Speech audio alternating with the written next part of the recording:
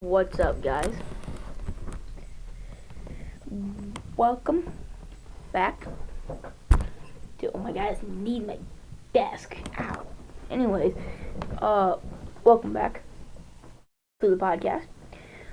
And today, uh, first of all, 3:30 in the morning, so can't really yell. Second of all, yeah, I've been gone for like 3 weeks, almost a whole month at this point. Not quite, but about 3 weeks. Uh, so yeah, took a bit of a break, actually a lot of a break. Um, so I'm making it up today. I'm gonna talk about all the news that I missed. So that's gonna take a long time. It's gonna take like 40 minutes to get done with that. And then review Game 3 Stanley Cup Final. Yeah, that's how long I'm taking a break for. This game happened the day after the last podcast episode I made. Yeah, when I recorded that. So it's interesting. It's in the NHL Fantasy Daily Pack and Fantasy Stars. The new game mode. But first of all, I'm happy because it is continuing past Stanley Cup Final.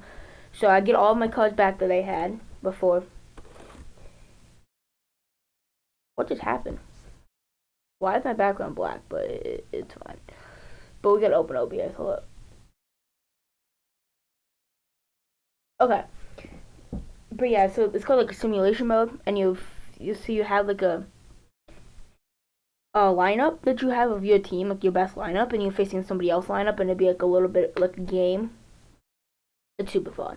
So we'll be doing that in the off season. We'll probably play a match or two of those if my app works. That'd be nice, but if not, I don't know. But yeah, yeah. I'm gonna go to a blank screen. I'm gonna see if I can get NHL Fantasy Stars on my laptop. That'd be great. Fantasy Stars. If it's like a website or something, you can download the app. That'd be nice.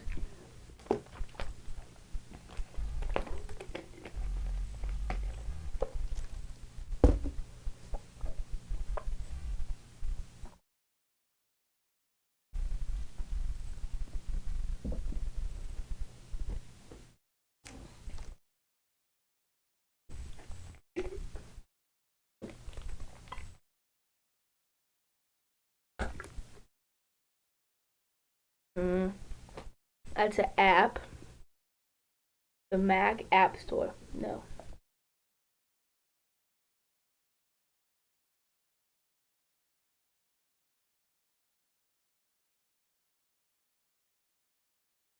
Install.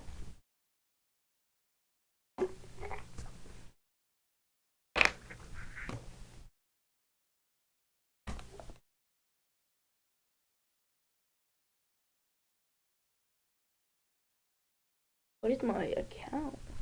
Oh, okay. I have to sign in on my Opera.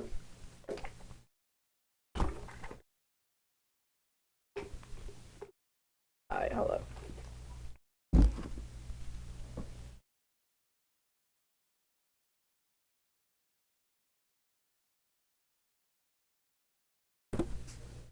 I would say it out loud, but that is not a good idea. We're not saying that out loud. I was gonna be like, blah, blah, blah. Like, as I was typing it, not doing that.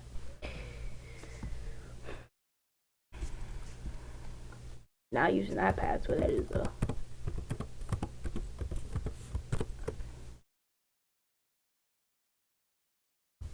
How is that password easy to guess? No one's guessing that.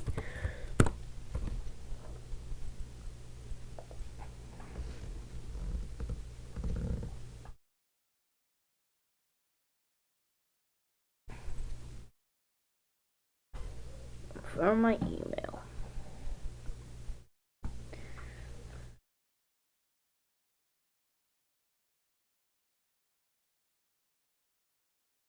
Okay. Check my email on my phone.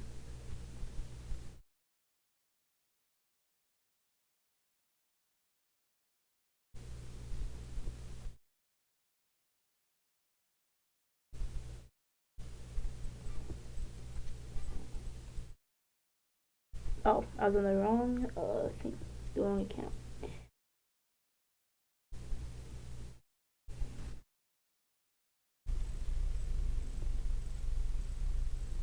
How to sign in the account on this? Man.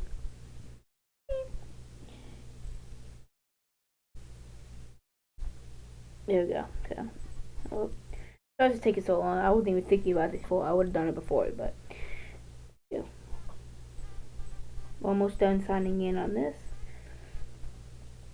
And then I can confirm my email. And then hopefully I can download it to my, yeah. What?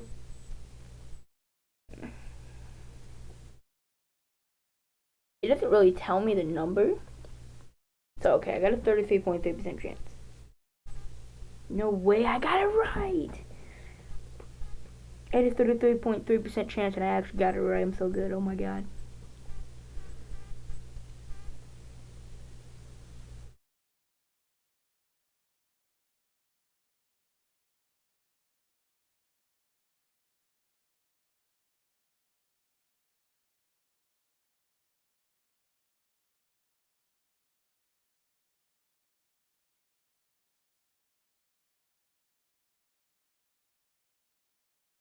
We're just not gonna, like, do what I told you. Okay.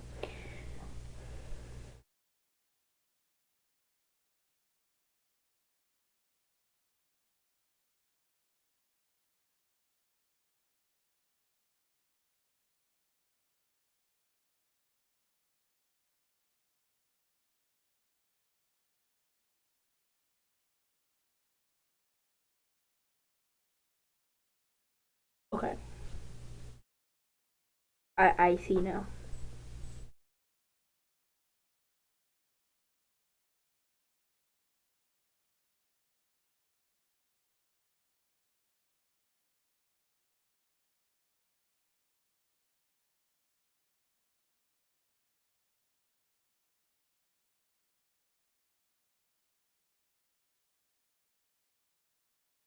Thanks for confirming it was you.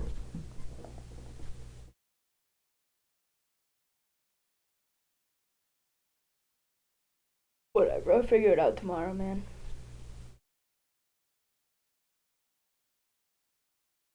I'll set a thing for it tomorrow.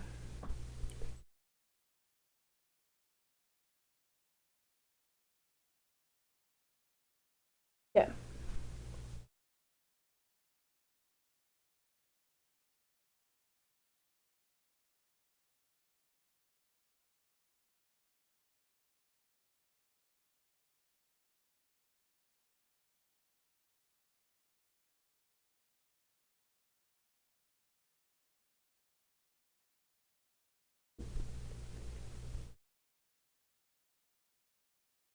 Tomorrow. Okay.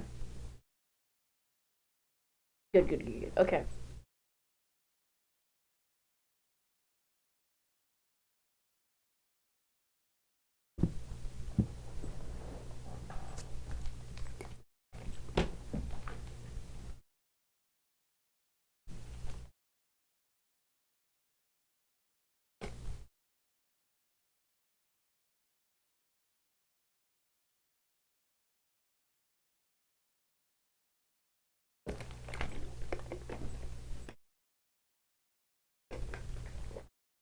Alright.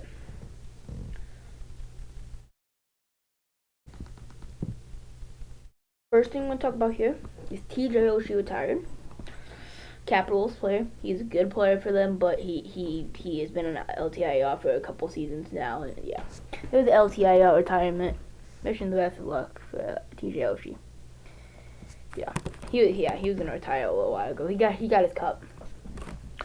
Lane Hudson won Calder Trophy, which is Rookie of the Year in the NHL. In case you didn't know, so yeah, Lane Hudson, he deserved it. 60 assists, most assists by a rookie defenseman all time. I'm pretty sure. Number one defense in a playoff team. Like Celebrini is not a playoff team. Mitchell Cole is not a playoff team. No, he was just phenomenal. How good he is as a player. He 100% deserved that Rookie of the Year. Kim McCarr is a Norris Trophy, which is Defenseman of the Year. Yeah, Cale Makar was the best. Quinn Hughes may have been the best on a per game basis. If Quinn Hughes stayed fully healthy the entire season, he definitely could have won it again, back to back. But Cale Makar was the one that was the most healthy, and he was super, super good this season. So he definitely deserved it. It was a no-brainer. Connor Hellebuck won the Hart Trophy. It was leaked before that he was taking pictures with the Hart Trophy, so yeah, it makes sense. I mean, it's a regular season award. If it was regular season and playoffs, it would be Draisaitl. But it's a regular season trophy. 45 wins, right? Like 925 save percentage. I think it was 46 goals saved above expected. He was phenomenal this season. He 100% deserved the Hart Trophy. It was regular season. Again, it's a regular season. Regular season thingy bobber. Okay.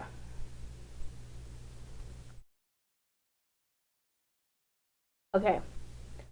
I do get something to show you guys here. I'm gonna go to blank screen because I might have to sign into it, but it's ChatGPT. Now, hold up.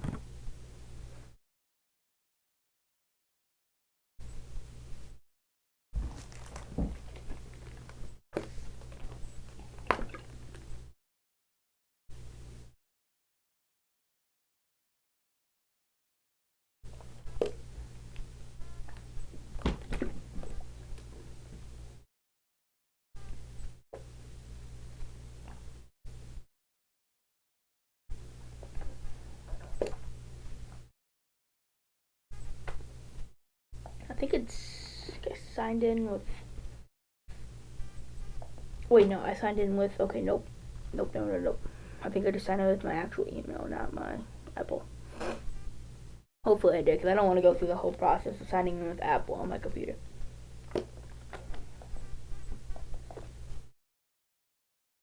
What happened to ChatGPT here? What are we doing?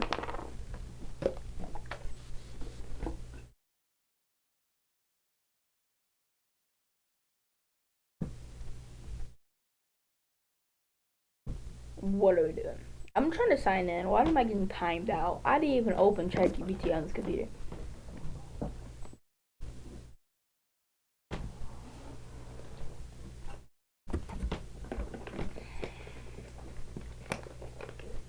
I didn't even open it on this computer yet. Me and you just judging. ChatGPT sign in. Because, like, that's just the picture ones. The ChatGPT version that makes pictures.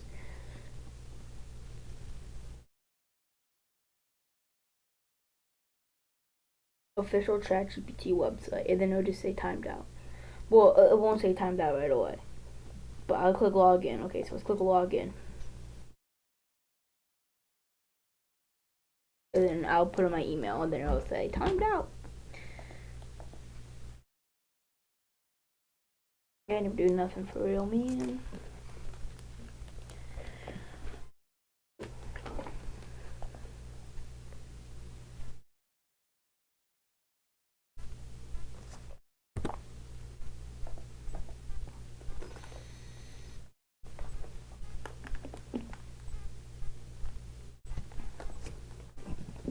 I might have signed in with Apple. Let me check. Be confident I did not, but what is that email? My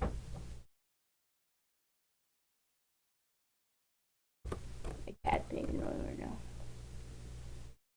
What is that email? I did not put that. What? There's so much letters.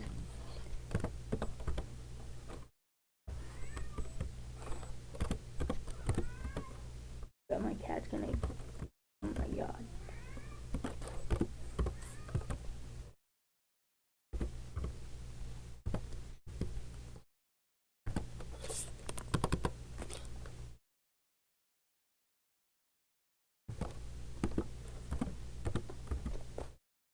That is a crazy username.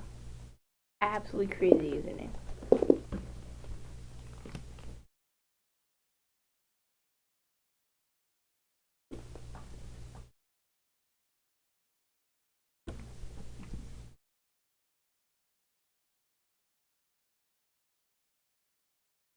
Newest password, yes.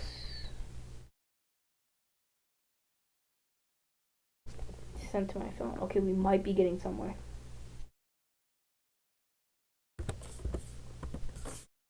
Sorry for this inconvenience here. Fellas. Okay.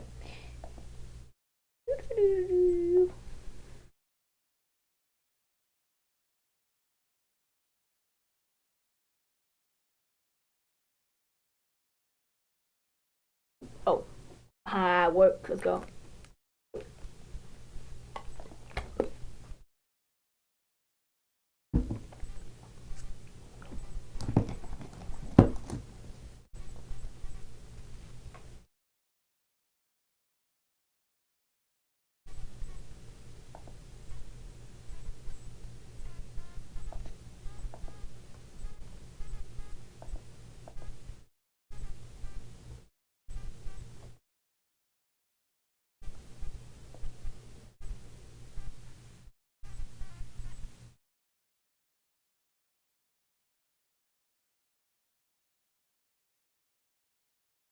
Here it is. Okay.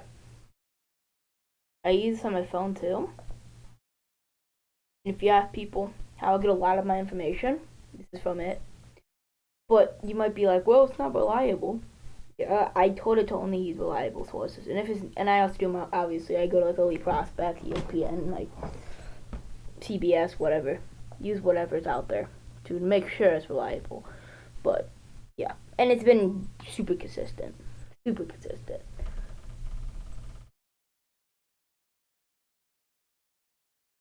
Hold up.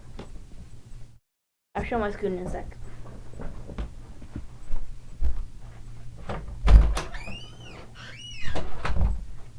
Okay. Ooh, that was my trick. Promise, that's my trick. Okay. So I have this thing laid out. Hold up, I'm gonna scroll up a little bit so you can see the thing. So I have this thing laid out, and I just copy and paste it, and I just replace the name. I get rid of the name, and then I write anybody's name who I want to do the thing about. So just give me all this. So here, NHL player. I just use this player because whatever. But yeah, I would just say, for example, David Pastrnak. Player, so NHL player David Pastrnak, player breakdown, strengths and weaknesses, his age, his top 3 abilities, height/weight, position, what hand is his primary hand, his career totals, their accolades and accomplishments, his ceiling, his floor, where he's projected to be in the lineup, second line, middle six, top six, second pair, etc., how much Stanley Cups he has, and some of his playoff success. What type of player he is, as well as the 24-25 regular season and playoff stats, and some interesting advanced metrics and what they mean for him. Some YouTube highlights as well, some a reasonable hypothetical contract for him. Also rate him on every fundamental hockey skill you got on a scale of 1 to 10. Make sure that puck handling, penalty kill, power play, experience, adaptability are all added. I said those things because they weren't originally there, and I wanted them to add it, so I just said that. And compare them to other NHL players and why you rated each one the way you did. And you can also use decimals in the scale. All of this info using good, reliable sources that have been updated within the past day, and websites and using lots of good research. All of this based on the current date. So I just do this. I click on it. You copy it, paste it down here. Get rid of the name. Replace another player's name, and there you go. I also have the same thing for prospects, so I could do the same thing for prospects. We're going to be using that a lot.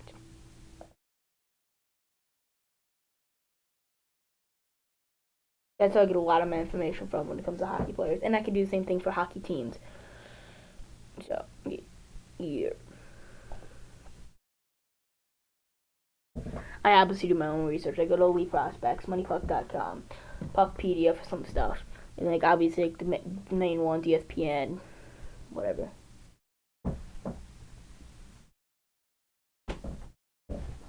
Okay.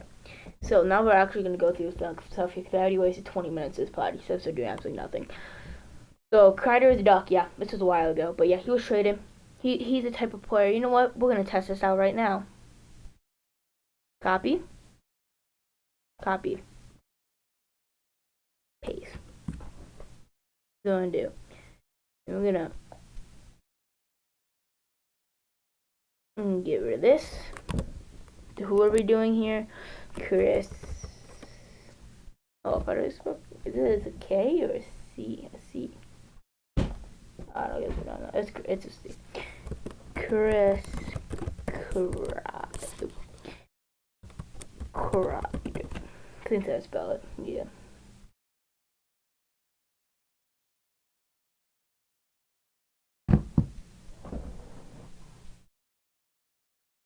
There you go. Searching the web.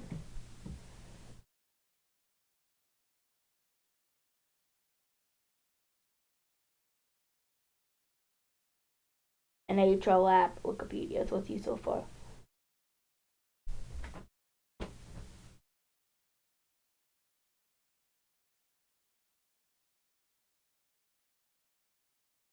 Here we go.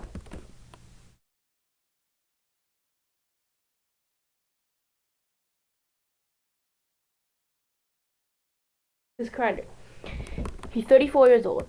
6'3", 230 pounds. He's left wing. He shoots left-handed. He was picked 19th overall in 2009 by the Rangers. He has 0 Stanley Cups. Playoff game power. 123 career playoff games, 48 goals, 28 assists, 76 points.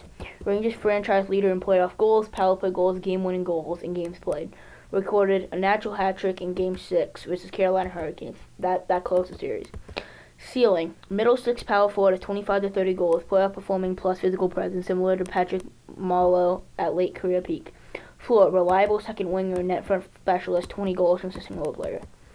24-25 regular season and playoff stats. Regular season stats, 22 goals, 8 assists, 30 points. -5, 24 penalty minutes, 261 shots and goal, 14.5 shooting percentage.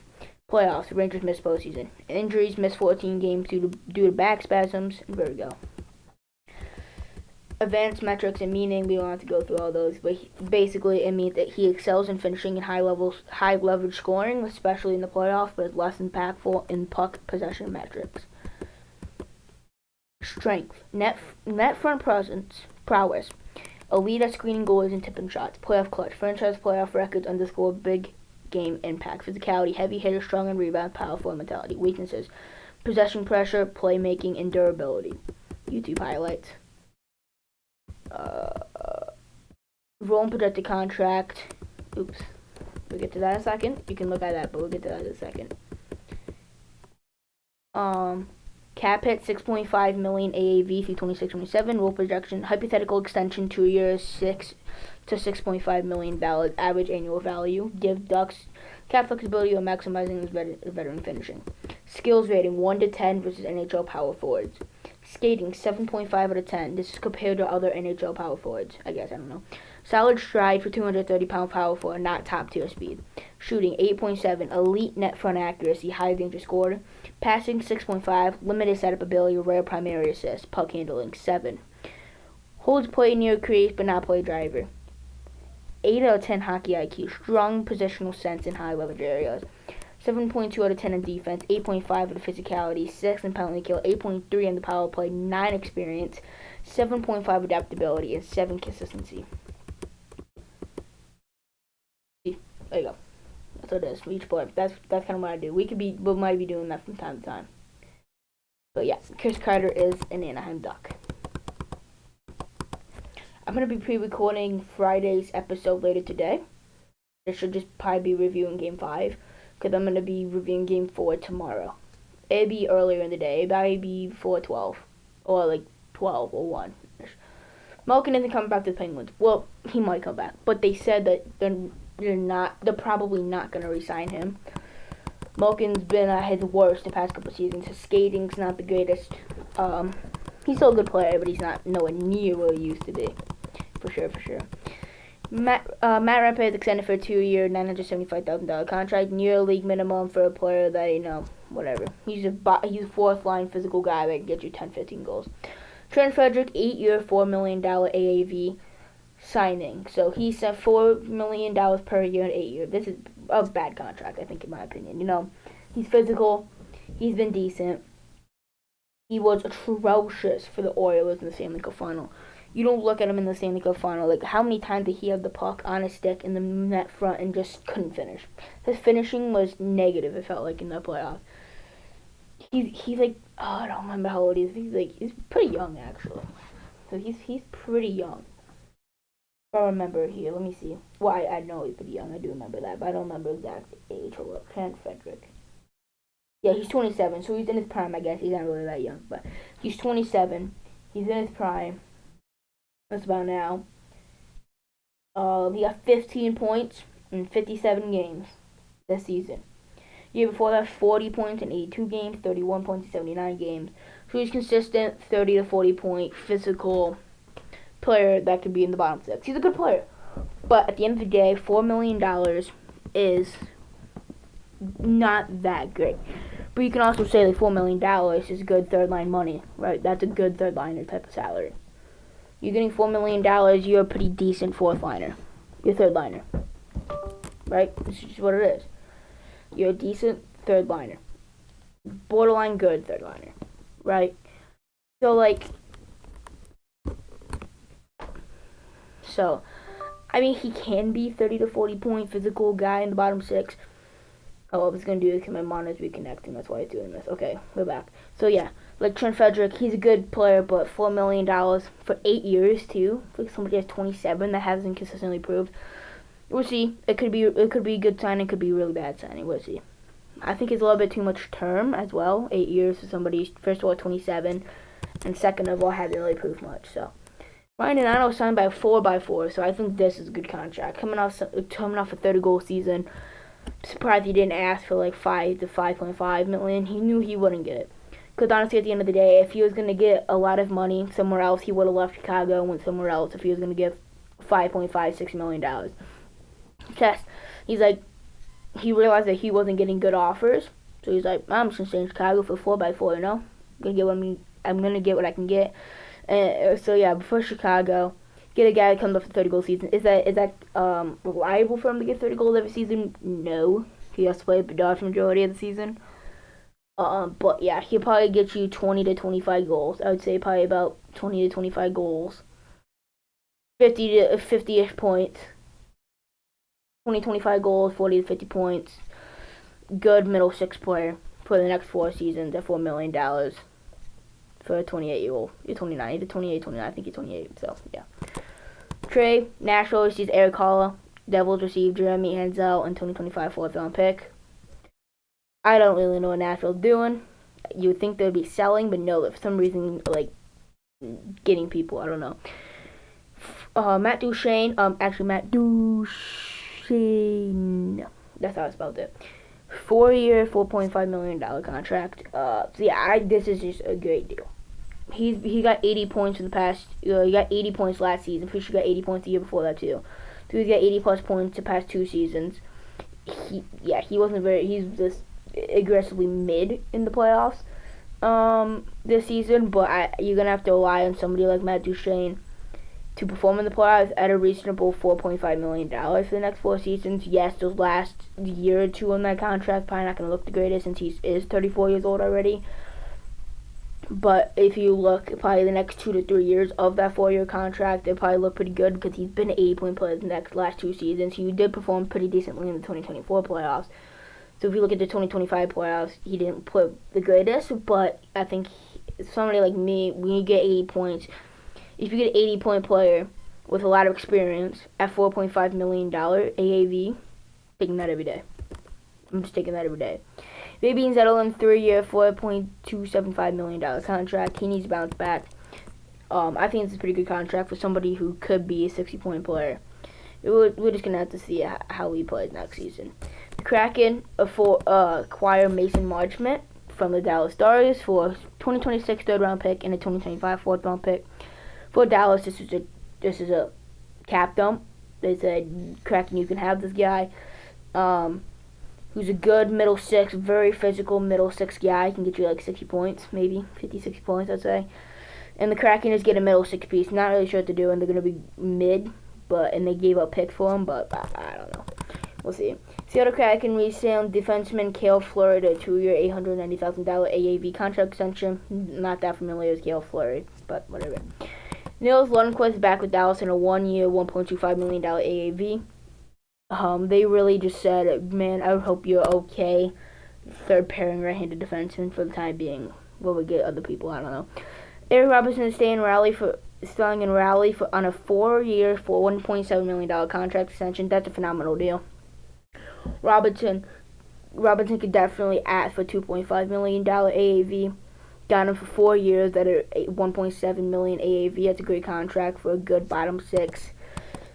Score. Blackhawks trade for forward Andre Burakovsky from the Kraken in exchange for Joey Veleno. Joey Veleno was an exceptional status player, phenomenal prospect. They haven't done anything since. So, yeah. Joey Veleno is a fourth-line center at best. Burakovsky has potential to be super good, but he just hasn't been that. Okay. The Blackhawks put TJ Brody on waivers to buy out the remaining 1 year, $3.75 million of his contract. $3.23 million the cap hit the first year, and the second year it's only $258,000. So most of it's gonna be spread out this season. So yeah. Trade details: Trevor Zegras is a Flyer. The Flyers received forward Trevor Zegras, Ducks, Ryan Poehling, who is a good third line center, I would say, third or fourth line center. You get your 30-40 points. Really good defense. He's very physical. Great on the penalty kill. Phenomenal penalty kill. Get Columbus's 2025 second round pick, and Philadelphia's 2026 fourth round pick. The Columbus Blue Jackets pick has already been used. I'm not sure who they drafted with that, but yeah, they did draft somebody with that. So yeah, that's that for the Flyers. Yeah, Trevor Zegras has upside to be a 70 to 80 point player. He can definitely be a point per game or even higher at his potential. He is such a good, phenomenal playmaker. He has such good hands. He's high hockey IQ, phenomenal passer, great vision, and he's a super good player. If he can work on his shot a little bit, his defense is really bad. His defense is bad, and he's super undersized. He's quite undersized. He's not that physical at all. If he can work out his defensive game and his physicality, he'd be a great player. Mason Loy saying Boston had 2-year contract, $3.2 million. Mason Loy was a third pair player. He was good at times, bad at sometimes. Just slight overpay maybe. Maybe get him like a $2 million contract, 2.5, but yeah. The Rangers are sending the 12th overall pick in this year's draft to the Penguins to complete the JT Miller trade instead of deferring the transfer to 2026. So yeah, it's pretty interesting. Trade details: Canucks get Evander Kane. Oilers get 4th round pick. Oilers salary cap dump. Get off of Vander Kane's $4.5 million contract, something like that. Get a 4th round pick and return the Canucks. Give up a pick to take on Vander Kane's. Is no salary retained. Good deal by the Oilers. Get a pick back to dump Evander Kane's contract, and the Canucks take on Evander Kane's full contract and get rid of the pick for it. Riley Smith signs a 1-year extension with Vegas worth $2 million. This deal is phenomenal. It also includes a no trade clause, which is very valuable for some reason. Riley Smith at a $2 million contract is ridiculous. I wouldn't say ridiculous, but he's a very good player. He can probably easily get $3.3 million, $3.5 million if he wanted to for how good of a bottom 6 player he is. But yeah, $2 million for 1 year is great. Great player.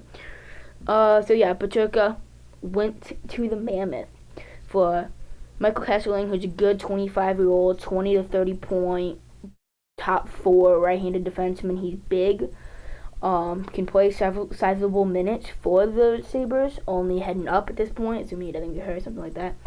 And he's good 20, 30 point defensive defenseman. He's very physical for the Sabres, and the Sabres were desperate for right-handed defensemen. And then they also got Josh Doan, he was like top 3, I think, in expected goals, 5-on-5 expected goals percentage. So yeah, he has high upside as well. I wouldn't say super high upside, but he has potential to be a good 50 to 60 point middle 6 player in the future. And Michael Kesselring has potential to be like a 20 to 30 point shutdown physical defenseman. So yeah, but the Mammoth get Pachuca, who is one of the fastest players in the NHL.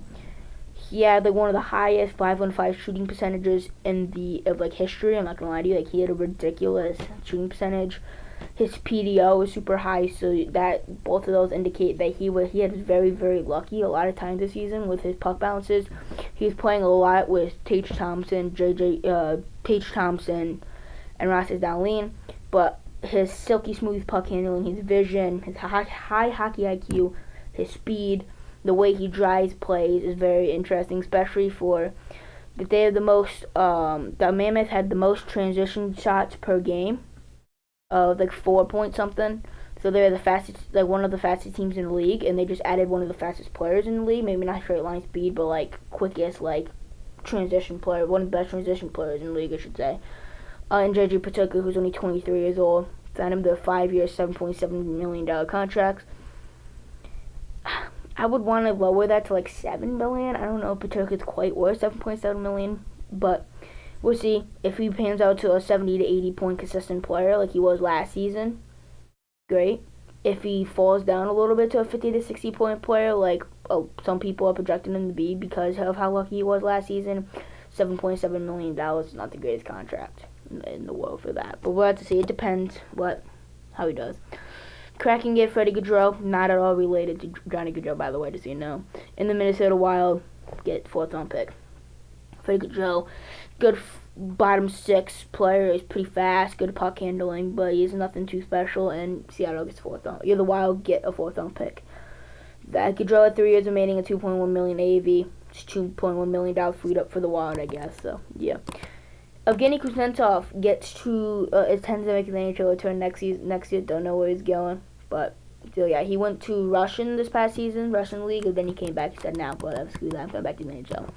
Jimmy Benn gets re-signed with Dallas. 1 year, $1 million base salary, but bonuses. If he plays 20 games, he gets extra $500,000. If he plays 30 games, he gets the extra $500,000 on top of that. 50 games played, he gets an extra $500,000. 60 games played, he gets another $500,000. If they win the Western Conference, he gets another $500,000. If they win the Stanley Cup, he gets another $500,000. So he has potential to get, let's see here, $3 million in bonuses. So if he gets all of those, that'll be a $4 million contract. So yeah, if all the salary cap is gone, and he hits the bonuses, they'll go over to next season. So yeah, and the salary cap is going up, so they have no salary cap. Trade: Washington gets prospect Justin Sourdif. And Florida gets a 2nd round pick for 2026 and 2027 7th round pick. Sourdif got like 34 points in 43 AHL games. He's an okay prospect. I would say like a C plus B minus prospect for a 2nd round pick and a 6th round pick. I would say that's a great deal for Florida. It could turn into a good deal for Washington if this guy Justin over here turns into a good player. But the way it's looking right now, Florida's got a 2nd round pick and a 6th round pick for basically free. So, yeah, that's interesting. Toronto has re-signed with a 4-year, $4.4 million for Toronto. He's a veteran top 6 scoring center who remains one of the league's most effective inner slot scorers and puck battlers. Lacks agility and takes too many hooking penalties, but his game is aged gracefully overall. He's not the greatest skater in the world, but he is a great shot, great playmaking, high hockey IQ. Relatively physical, super good on the face-off circle as well. Gray in the inner slot, as it says here. He just came off a 38 goal season, like 30+ goal season.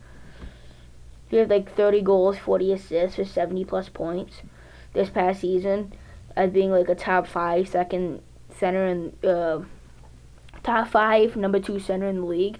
Came back 4 years, $4.4 million per year. So that's a phenomenal contract for the Leafs. You can definitely tell they took a hometown discount there to stay. The Islanders, no Dobson traded. The Islanders received Emil Heineman and the Habs 2 2025 first-round picks, which is 16th and 17th overall, in exchange for Noah Dobson. Noah Dobson, 2023-2024 season, got 70 points as a defenseman, ridiculous season, and this past season he only had 30-something points. He can run he wasn't super good at quarterback in the Islanders power play. They had the worst power play in the league, but he can at his peak. He's physical, pretty physical. He's not terrible defense. He's like a worse version of Evan Bouchard. He definitely has some bad turnovers in the defensive zone. But he's a pretty really good skater actually. He's a great skater. He's a good shot, great playmaker. Pretty physical, but defensive lapses sometimes pretty questionable, and there's definitely some bad parts of his game. Sometimes watching Noah Dobson pretty excruciating for a fan of his team. I'm not, but yeah, for the Islanders fans. So yeah, but and he gives the Canadians 8 years, $9.5 million. That's an overpay. Even if he does get 70 points on the consistent basis, 60, 70 points on the consistent basis, you can make an argument why that might, like, if he gets 60, 70 points on a consistent basis and he performs in the playoffs, you can definitely make it, yeah, sure. But if he gets 30 to 40 points every season and makes the defense a lapse, that's a terrible contract. But he's also like 25, I think, or something, so he has a lot of potential to go. So we're going to have to see how that contract does. He could look really bad, really good. He'll probably play behind Lane Hudson, more likely. Troy Coyle and Miles Wood head to Columbus for a 2027 second-round pick and a 2027 third-round pick, and Gavin Burnley. The Columbus, I don't know what they're doing. Charlie Coyle is an okay third-line center. Gets you like 30 to 40 points, plays a decent defense, whatever. Miles Wood is an objectively bad player. He's barely an NHL player. Like, you can make an argument why he shouldn't be an NHL player. And they both have, like, pretty bad contracts. I mean, Coyle, $5.25 million is definitely a slight overpay. Not ridiculous overpay, but overpay by about, like, $1 million or so. And Miles Wood just a bad player. And then for that package right there, not very great. He gets a second-round pick, a third-round pick, and Gavin Burnley, who's probably like a B prospect, B-minus prospect. Good, a pretty decent prospect. 2027 third-round pick and a 2027 second-round pick. Phenomenal deal from the Avalanche. Not only do they clear up cap space, they get 2 great picks and like a B or B-minus prospect. I would say about B prospect grade. B grade.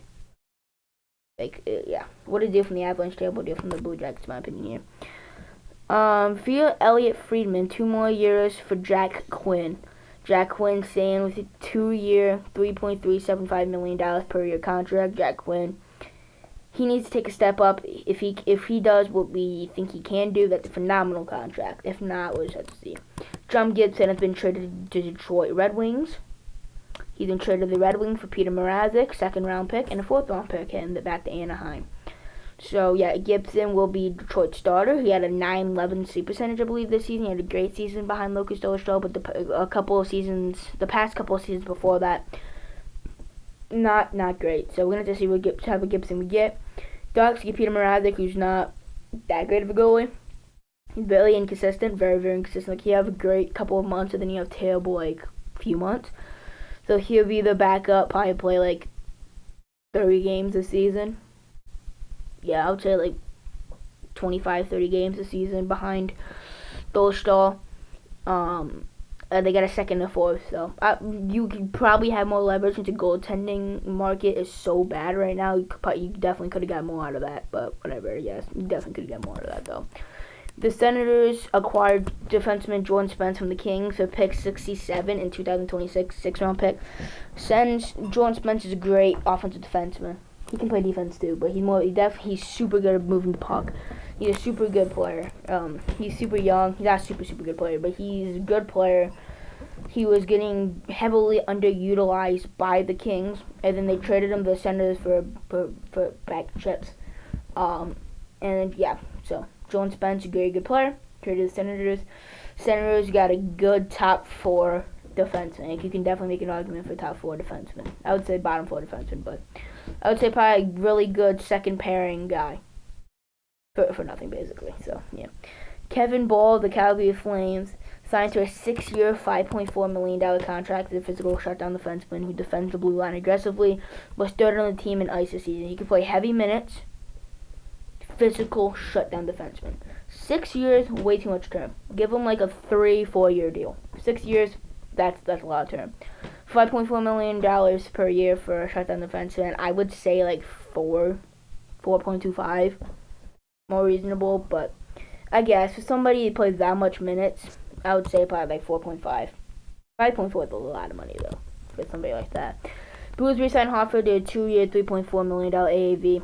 Again, I would want like a $2.5 million contract since Hofford doesn't play that much games because he's behind Binnington, but he's young and he's a good, promising goalie. Definitely. I can see where they're coming from. Buffalo acquired defenseman Connor Timmins and Isaac Bellevue from the Pittsburgh Penguins in exchange for Connor Clifton, a 39th overall pick. Connor Timmins is really good. Actually, really good player. Very, very, very underrated. Buffalo will definitely use him in the bottom 4 of their defense, but Pittsburgh Penguins get Connor Clifton. So, yeah, I think it's a good deal for Buffalo. Definitely. Toronto Maple Leafs signed Matthew Knies a 6-year, $7.75 million AAV contract. Matthew Knies is like 23 years old, I believe. Unicorn, that's what they say. He's like 6'3", 220 pounds almost. Physical, high upside kind of guy. He can get you 60, 70 points, big-time clutch playoff performer, physical, great defense, great playmaking, great play all around. At only 23 years old, lock him up 6 years, $7.75 million AAV. Great contract from the Leafs there. Cleveland Blue Jackets assigned Dante Fabro to a 4-year, $4.125 million contract. Yeah, that's a good contract, I think. Fabro's good. I like Fabro actually a lot.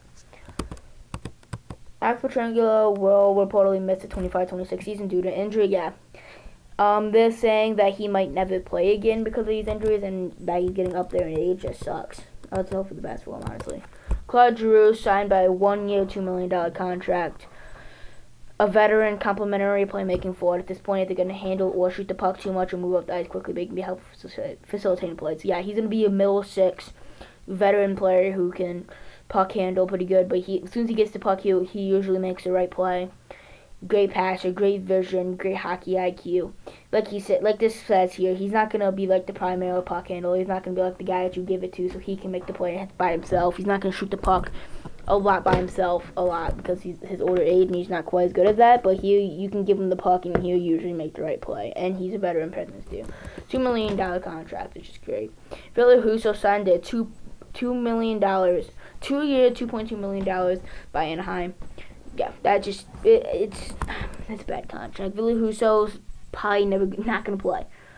He's gonna be behind Peter Mrazek and obviously Lucas Dolshaw. $2.2 million for goalie is not gonna play. That's literally Peter Mrazek and Ville Husso contract combined is more than John Gibson. I will reset in a minute, okay, buddy? I will tell you when I want to reset. Okay, anyways, so yeah. I don't know what Anaheim's doing when it comes to that. I should have just kept John Gibson at that point. Bruins re-signed Marat Kuznetsov, a 2-year, $925,000 contract. He's a pretty good player. Good bottom six player, decent bottom six player. Yeah, he play. Morgan Geekie extended a 6-year, $5.5 million contract, $5.5 million per year. Morgan Geekie just got 30 goals this season, something like that. He definitely could tell he got heavily carried by David Pastrnak on the top line, but he is still relatively. He's not that old. He's 26 to 27, 25 to 27. I remember something like that. Good player.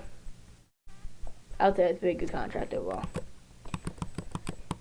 Trade. Nashville gets Nick Hague, signed a 4-year, $5.5 million extension with Jeremy Lauzon coach system. This is just a bad deal from Nashville. You get 4-year, $5.5 million per year to a guy who's gonna be playing in your third pairing. Why you give $5.5 million per year to guys who can be playing in your third pairing? That's just a terrible deal.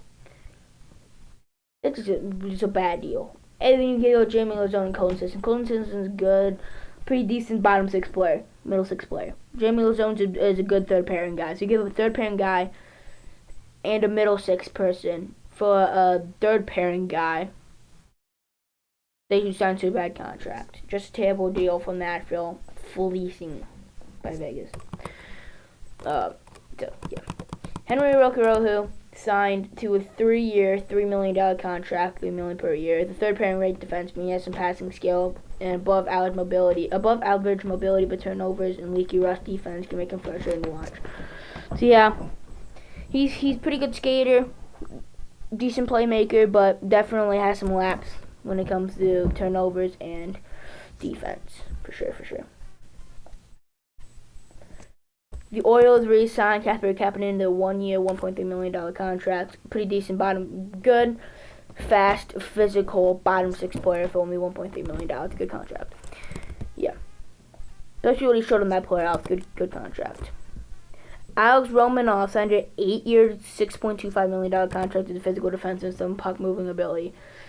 8-year, $2.5 million. We'll see how he produces. That might be a bad contract. We'll have to see how he produces. It's also a lot of term, literally the maximum you can have. So I don't know.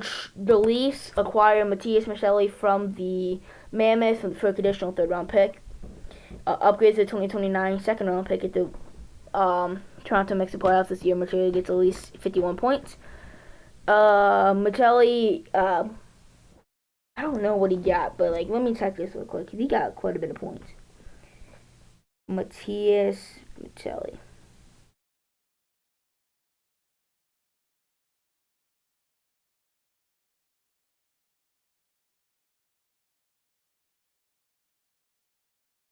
So in the 23-24 season, the Coyotes got 57 points in 82 games, went off. 22-23 season, he got 49 points in 64 games, also went off. But this past season, he got 18 points in 55 games. So he's a consistent 30 to 40 point player, 50 if you get lucky. He's also on pace to get probably like 30 points this past season. So he's a 30 to 50 point player depending on what season you get from him. So, I mean, I think it's a really good deal from the Leafs. Bottom 6 player for a 3rd round pick, potentially 2nd round pick. But, yeah, I don't know. Ekblad, 8-year, $6.1 million extension per year. I originally thought this was state tax, but like after doing some research, it's like he could have got probably like $1 million elsewhere after tax somewhere else. Like, he took a huge hump on discount. Bill Zito keeps doing it, man. And then the Panthers just kept everybody. The Wild gave Vladimir Tarasenko last year on a $4.75 million contract. 33 points in 80 games played. Old player. Not that good anymore. For the Red Wings in future considerations. Cap dump from the Red Wings for an old player that doesn't really produce. Wild got a 30 to 40 point veteran presence in the middle 6. Not super good, but it's a decent contract for the Wild if they can handle the salary cap. It's a contract that's pretty bad, but it's whatever. Levi Merrill is a 1-year, $1.05 million contract extension. So Merrill played great in like 10 games he played last season. He played phenomenal. So he's like, hey, let's see what you do with it. Maybe we'll give you some more term. Jonathan Berger is a 1-year, $1.824 million contract. Pretty contract for a bottom 6 player. It's a good contract. Mitch Marner signs an 8-year deal with a $12 million AAV, average annual value, so per year, in Vegas in a sign and trade with the Leafs. All the Leafs get back is Nick Waller will be playing the 3rd line, but they just said, whatever, I'll take what I can get, because otherwise he will leave. So, yeah, Marner's a Vegas going night. He's going to wear number 3, which is what number he wore in the juniors with the London Knights. And also, I don't remember exactly what he said, but he said something about his dad, like that number or something like that. I don't remember what he said. I have to look it up, but he said something like that in the press conference. The Knights arguably have the best top 9 in the league, and watch out for the Knights this season. But I also want to say that loss of Alex Pietrangelo is going to hurt him more than a lot of people think. That right side of the defense is good, but it's not nowhere near as good as what it was. I don't know. We'll have to see how that defense holds up. If people like Brandon McNabb, Jamie Lazone, who they just acquired, Zach Whitecloud, those 3 guys mainly, but like other people too, besides Shea Theodore, step up in a big way, that'd be great. Shea Theodore, we know, can get 60, 70 points, arguably top 10 defenseman in the league, so yeah. Andrei Kuzmenko signs a 1-year extension with the Kings for $4.3 million. He drastically improved the power play. You can say, well, as soon as the Oilers figured it out, he wasn't super effective, but he was super effective still. And then Martian signed at 6.56 with Fordham's. Like, I don't know, man. He's like, Brad Martian. 6-year contract. He's probably going to play for the only first 2 to 3 years of that contract. In the last, 3 years of the contract, he's going to be on LTIR. So his cap hit doesn't affect him at all. So he's going to be on LTIR for the last 2 to 3 years and then retire as soon as the contract's over. So they said, hey, I'm going to give you 6 years. You can play for however long of this 6-year contract you want to play. For what the years that you don't want to play, to sit in LTIR until the contract expires. $6 million AAV. What a contract. Just what a contract. Just, wow. And then this is the other one down here. It's just the trade. Okay. Yep, I didn't mean to go all the way to the bottom. I never told you to do that. And then you go all the way to the top. Like, stop. Okay, we're good now. Steven Lawrence staying in Toronto for 3 by $1.35 million. That's an okay contract. Bottom 6 player, $1.35 million AAV, whatever. Ivan Provorov, 7-year, $8.5 million AAV by Columbus as a minute-munching defenseman and each minute plays alive, good stamina, stays on the box, allowing him to spend more time on the ice. $8.5 million per year for Ivan Provorov, but Aaron Ekblad signed $6.1 million. Like, terrible negotiating from the Blue Jackets. $8.5 million per year for a guy that all he does is go out there and eat minutes. That's all he does. $8.5 million per year. Ridiculously stupid contract. Sam Malinsky, 1 year, $1.4 million contract, Century Colorado. I'd probably want a little bit less. I'd probably want closer to like 1.1, 1.2 million, but it's fine. It's like what 200, $300,000 difference. It doesn't matter. Yeah, Petrangelo is dealing with hips that would require, I don't know what this is, femur reconstruction with no guarantee success. GM Kelly McCrimmon. After exploring options with doctors as well as his family, it's been advised to remove the intensity of hockey to see if my body can improve so that I can return for normal quality of life. Petrangelo. So yeah, he might be retiring from hockey pretty soon. Kane is staying in Motor City on a 1-year, $3 million extension. But Patrick Kane's good, middle six, veteran presence, silky hand, still great playmaker. Nowhere near what he used to be, but I would say maybe $2.5 million would be a little bit better, but it's whatever again. Monferivi signed 7 years, $6 million contract extension by Washington. Top 4 two-way defenseman. He's one of the fastest blue liners of the league, though his defensive rush well. So he's a good player, fast. I wouldn't want 6 million. I would want closer to 5.4 million. Because of his lack of offensive capabilities, but we'll see. So here's the plan for the next couple of days. We're gonna review Game 3 today. I'm gonna open my NHL Fantasy Stars pack. Tomorrow, I'm probably just gonna go to bed after this because it's getting late, like really late. So I'm gonna wake up tomorrow at probably like 12:30, 12:45, because like it's really late. It's like 4:30. Yeah. So when I wake up at like 12:45, I'm gonna get on this podcast. I probably like, I don't know. Let's see here, like not 4:30. Like it's 4:30 right now. Let's say we get in this podcast. I'm probably gonna record this podcast at like 1:15, 1:30ish. Record a podcast which we're gonna review Game 4, and then we're gonna pre-record Friday's podcast episode which we're gonna review Game 5. And then yeah, that's what we're gonna do. And then I'll be back for Saturday. And after that, on Saturday, we're going to review Game 6 of the Stanley Cup Final. And then on Sunday, we're gonna review the draft, just the first round. I don't really know much about the second round, but in second round and beyond. But we're gonna review the first round, review the entire first round of the draft. Give each pick a grade. And then on Monday, we're going to go over the entirety of free agency. On Monday, we post free agency at that point. Not necessarily post free agency, but free agency, most of the players will be signed. 98% of the players will be signed by Monday. So if Nikolai Ehlers isn't re-signed by Monday, I don't know what to tell him. But, like, yeah, he better be signed. He was supposed to be signed today, but he's still thinking about his option. So he should be signed tomorrow. I don't know. But, yeah, he'll be signed by Monday. I'm pretty positive about that. So, on Monday, we'll be talking about the free agency. And then starting Tuesday is when we're going to be going over a bunch of the stuff that I have written on my phone for off-season stuff to talk about. So, we'll be talking about all the stuff that's on my phone right now that I have in my notes app. We're going to be using that all the way until next season starts. So, with that being said, we got a lot of stuff to do. So, on Tuesdays, we're going to officially start the road to the 25-26 season. The off season is officially kicking off. Well, it's kicked off, but like the random shenanigans off season for me, it's gonna start on Tuesday. Yeah. Technically, it would start on Sunday because like the draft, but yeah.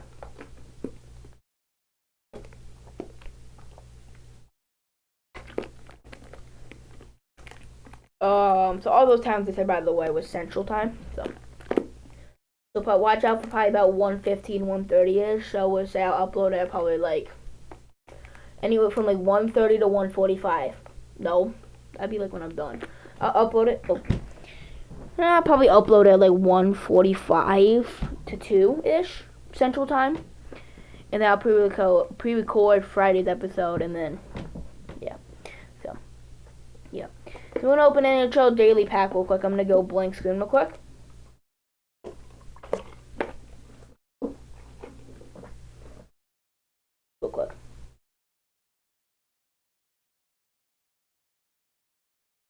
Okay, there it is. I was like, what am I doing here? But no. Okay, I got it. Never mind. Let's view app. Get the fruit punch Gatorade right now, bro.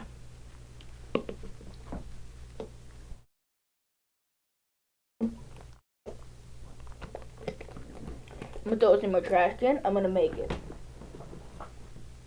Oh, terrible. Oh my god. Never doing that again. Okay, I'm gonna have to pick that up in a second after I'm done this podcast. I'm almost done this podcast here. Yeah, I'll wake up probably like, oh, okay, I didn't mean to click open. I didn't know it was gonna open immediately, so I clicked, like, open.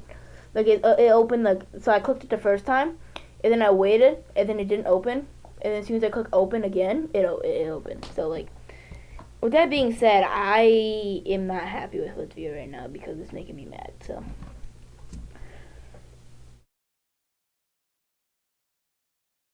Yeah, I'll probably do my podcast at 1:30 tomorrow. More likely than not. Hopefully I'll give this like a 3-week break. Hopefully it works. No is the answer. Okay, good to know.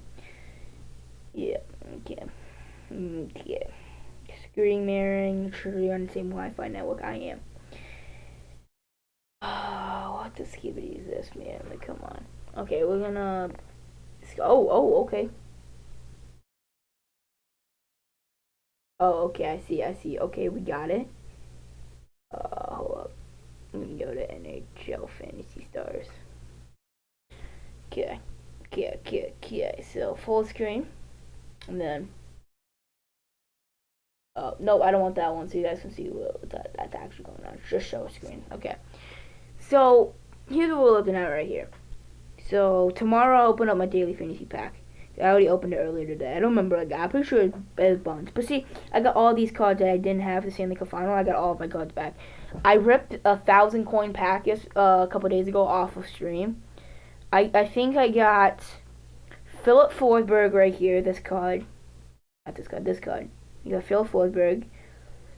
I got a silver team card, I think. I'm gonna sell the Oilers, hopefully. Actually, I got 2 Oilers cards. Oil team cards.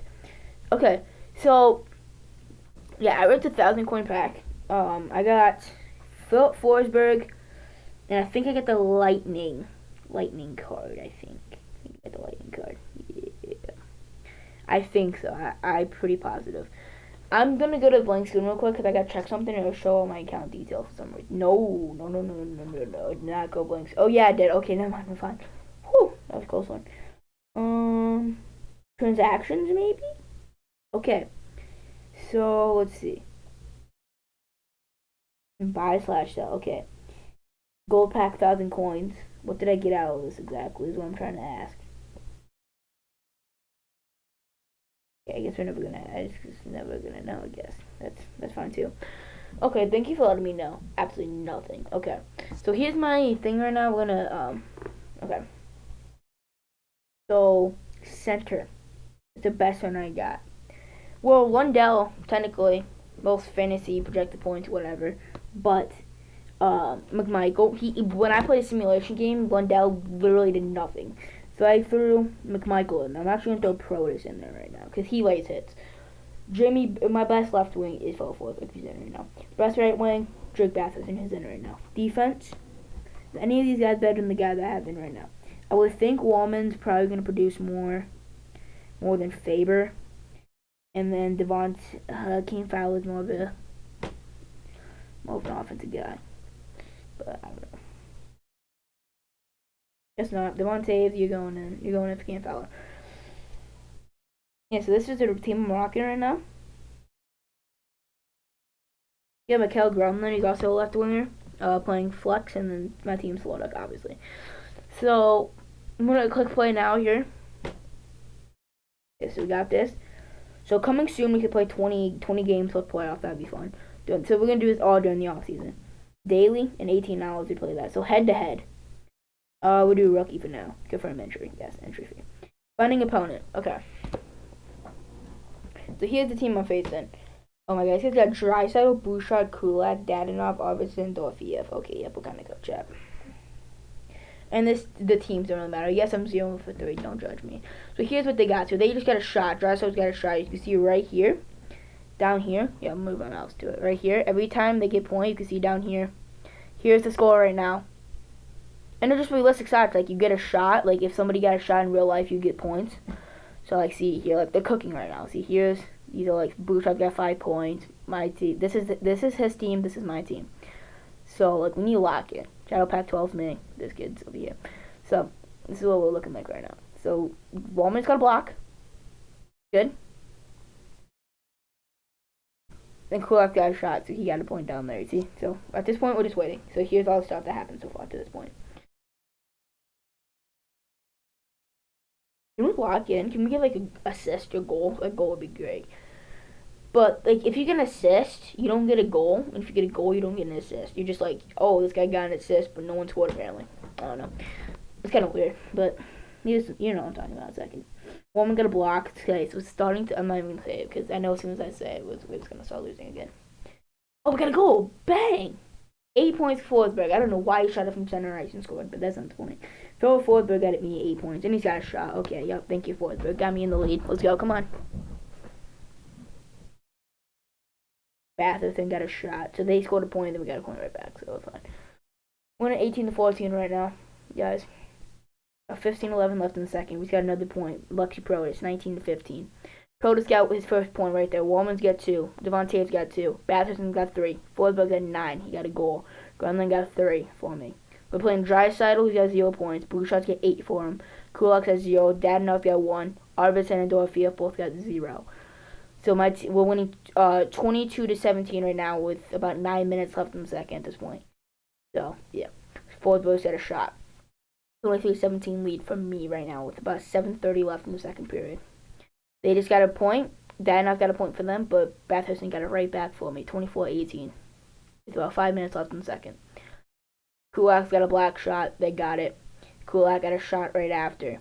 And then Bouchard got a shot, so it's got 3 quick points. They got another point, but we got an assist, so that's another 4 points. We're winning 28-22 at the end of the second period, going into the third period. Bouchard's got another point, but Batherson got an assist. We're up 32-23, up 9 points with about 17:30 left. They got another point. Kulak got a black shot. Bouchard got his 12th point of the game. He got 12 out of the 27 points right now. Bouchard's got another one. Never mind. Arvidsson got a shot. They got another point. We got a shot. Well, 33-29 with 11:24 left. Wallman gets a good quality shot. 34-29, we're winning right now. It's about 10:22 left in the third. Wallman got another shot. He has 5 points. He got like 3 of them back to back to back right there. Dadonov got a shot for their team. Batherson gets a shot and goal. We're winning 36-30 with 7:30 left in the third. Clock's running down real quickly here. Bouchard gets another shot. He gets 15 points now. Draisaitl gets an assist, and they tie the game 36 apiece. We get a block. We take a 1-point lead with 3:30 left. At the nail biter here. Protus gets a shot for me. We winning 33-36 with 2 minutes left in the game. Dorofeev gets a shot for them. It's a 1-point game. Grunland gets an assist for me. We're winning by 5 points with 30 seconds left, and we win the game. We bet 50 coins. We get 85 back with the W. That's the W in the chat. So we won 85 coins. Does that mean we get 85 coins in profit, or we just got 85 coins back? I don't know. But, yeah. So, we won 42-38. For me, Protus got 2 points. Wallman got 5. Devon Taves got 7. Batherson got 10. Forsberg got 11. And Grunland got 7. For their team, Draisaitl got 0. Bouchard got 15. Kulak got 0. Dadonov got 3. Arvidsson and Dorofeev got 0. That doesn't make any sense. How do they have 38 points if they got a combined 18? We're just, the math is not, I don't know. Okay, so, W. Is that a W in the chat? Add contracts. Buy contract pack from store. Bro, you have the contracts? Is that how much contract I have on people right now with 3? I do not got coins to be spending like this. We're about to go all in. I'm gonna play one more game of that. And we're going all in, baby. We're not betting all my coins. I'm not doing that. I'm not that dumb. But we're going pretty far in here. We're betting 150 coins here. We need this win here. We need this win. We're playing other people pro here. This guy's 3-3. I'm 1-3. Got my first one. Rocking the same team. We're playing Anton Lundell, Darnell Nurse, Jake Wallman, Wyatt Johnson, Seth Jarvis, and Zach Hyman. Right now. Start the game here. I get the first shot. If he gets the first shot, I get the second shot. 1-1 here. 17 left. Forsberg gets the shot here. It's 2-1 in favor of me right now. 16 minutes left. Zach Hyman gets a hit for them. There, Jake Wallman gets an assist. Dang. Forsberg gets a hit. We're down by 4, 7-3 with about 12:23 left. Wallman gets a block for my team, 4-7, not in favor of me. Matheson lays a big hit for me. It's a 2-point game now.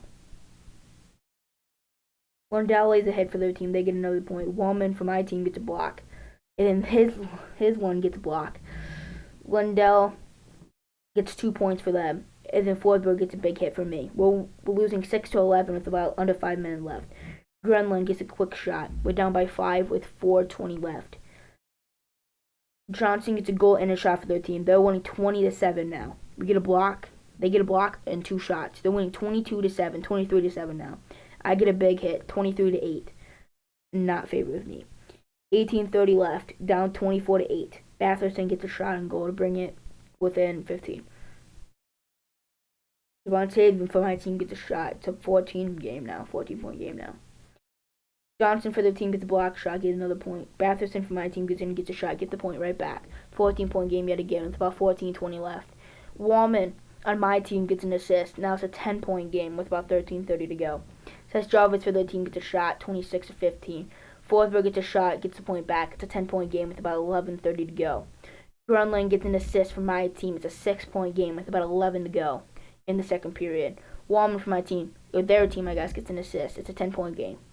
Forsberg gets a point. It's a 9-point game with about 8:35 to go in the second. Batherson gets a hit. It's an 8-point game now. Wallman on my team gets a shot. 7-point game with 6:41 to go. Grunland on my team gets a shot. It's a 6-point game now. 5:44 left. Forsberg gets a shot. It's a 5-point game with 5 minutes to go in the second. Wallman on my team gets a block. It's a 4-point game again. Now with about 3:50 to go. Devontae gets a block. It's a 3-point game. Let's go. Come on. Devontae gets a shot. It's a 2-point game with 2:30 to go. My Grunland gets a shot. It's a 1-goal game. 1:30 to go in the second. Devontae gets a block shot. It's a tie game with about 30 seconds to go in the second period. Heading in the third period here. Johnson for the team gets a block. Gets ahead. We get a hit. It's a tie game. 31 apiece with about 18 minutes to go. Seth Jarvis for the team gets a shot. 1-point lead for them. Lundell gets a block. Jarvis gets another shot. It's a 3-point lead for them. My Grunland gets a block. It's a 2-point game. 14:18 to go in third. Batherson gets an assist for my team. Gets another 4 points. We're winning 36-34. 13:21 to go. Batherson gets a hit. We're winning by 3 points now. Devontae gets an assist for my team. Another 4 points. We're winning 41-34 with about 11:30 to go. Johnson for the team gets a shot. It's a 6-point game. Forsberg gets a hit. Gets the point back. It's another 7-point game with under 10 to go. Grunland gets a shot. It's an 8-point game with 9 minutes to go. Wallman for my team gets an assist. We're up by 12 with under 8 to go. And then we get a block. He gets a block, I guess. That's his Wallman. And then Forsberg gets a hit, gets it right back. 12-point game with about 6 to go. Wallman for my team gets a block. It's a 13-point lead for me with about 5 to go. Nurse for the team gets a hit. It's a 12-point game. Nurse gets a shot right after. It's an 11-point game. 49-38 with less than 2 to go. They get another point, but we get a block, get it right back. It's an 11-point game with about 1 to go. My Lexi Pro gets an assist, gets 4 points, 54-39, 15-point lead. We win 54-39. Fine, actually, I guess we got another point at the end. 55-39, 16-point win at the end. We got 270 coins there. Protus for my team got 5 points. So my team goes here. He has the scoring win. Protus got 5. Wallman got 13. Devontae got 9. Batherson got 10. Forsberg got 8. Grunland got 10. For their team, Lundell got 5. Nurse got 2. Wallman got 13. Johnson got 12. Jarvis got 4. And Hyman got 3.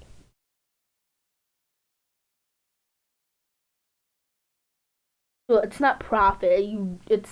So I got 280 coins, 270 coins, whatever. It's not how much profit, just how much you won. So it's how much coins you said you just won minus how much you put on the game, basically. So I got 270 minus 150. That means I got 120. What?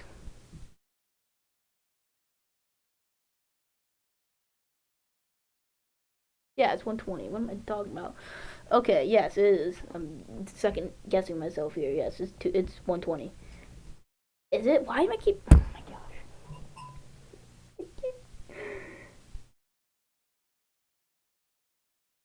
Yes, bro, it's 120. God. Okay, Jeez, second guessing myself. Yeah, it's not that hard. I promise I'm not. I'm decent at math. I just like, God. Okay, yes, it is 120. So yeah, I got 120 points profit. But I think it actually said I got 280. I think, but now it says only a 225 coins. It might have not updated yet. Never mind. Okay, I got 480. But like, I don't want to spend all of my contracts. I only got two left on my Florida. So that means I don't have the card anymore. I just can't use it on this. If that's what it means, I'm fine. I don't want to lose the card though in general. I'm gonna assume it means just for this one then. Oh, I just must have a minimum 1 game contract to be eligible to play in simulation. Okay, so yeah, just for okay. I see.